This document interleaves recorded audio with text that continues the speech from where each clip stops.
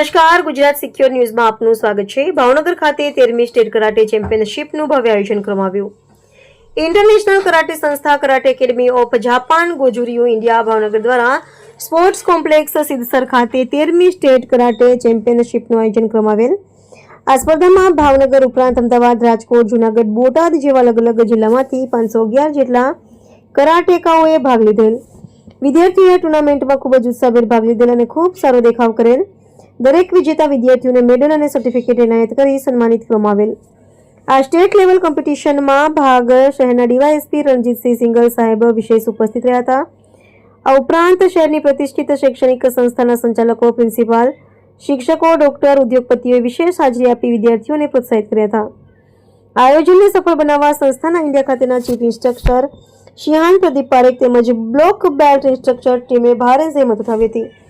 અહેવાલ doctor Rohit H Dave, Gujarat secure news, Bhavnagar.